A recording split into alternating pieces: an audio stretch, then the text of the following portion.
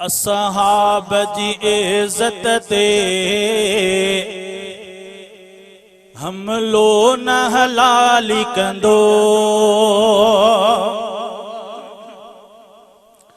असहाब जी इज्जत ते हमलो न हलाली कंदो। किरदार कशी तिन जी, किरदार कशी तिन जी अज जो न हलाली कंदो।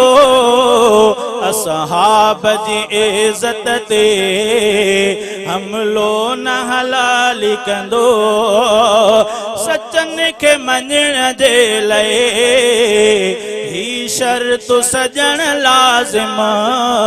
सचन के मञण जे लए ही शर्त सजण लाज़िम।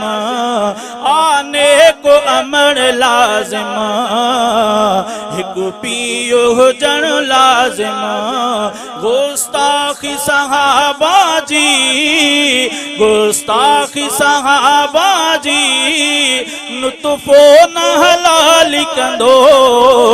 नारे तकबीर गुस्ताखे सहाबा ते हजरत अमीर मुआविया के मुखालिफन ते सहाबा के दुश्मनन ते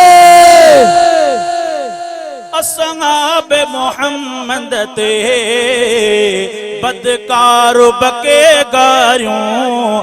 असहाब मोहम्मद ते बदकार बके गारियों। तन की सकरे तिन जी मुर्दार बके गारियों।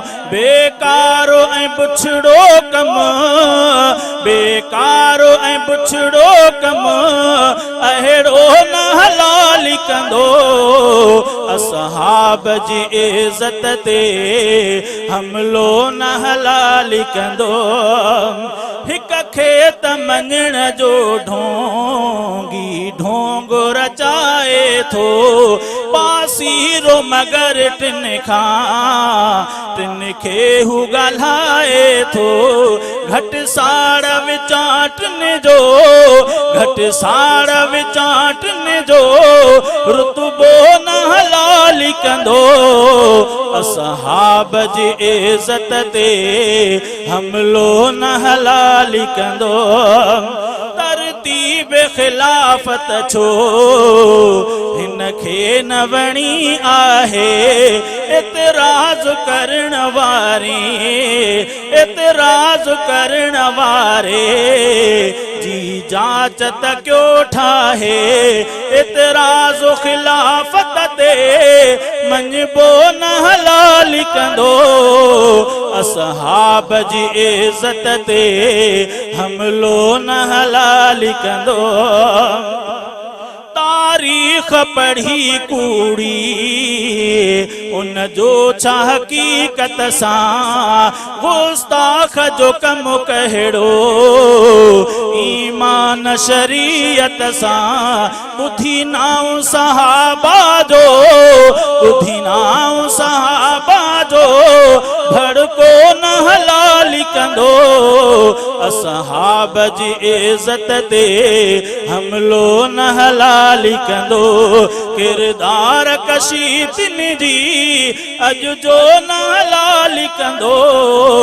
असहाब जी इज्जत ते हमलो न हलाली कंदो। नारे तकबीर शान सहाबा, शान सहाबा। नारे तकबीर सहाबा के दुश्मनन ते, सहाबा के दुश्मनन ते। असहाब जो नाम ॿुधी नेमत जी ठरे दिल थी। तिन साण मोहब्बत जो इज़हार करे दिल थी। नारे जा भलारन ते तब रो न हलाली कंदो। असहाब जी इज्जत ते हमलो न हलाली कंदो। किरदार कशी तिन जी अज जो न हलाली कंदो असहाब जी इज्जत ते हमलो न हलाली कंदो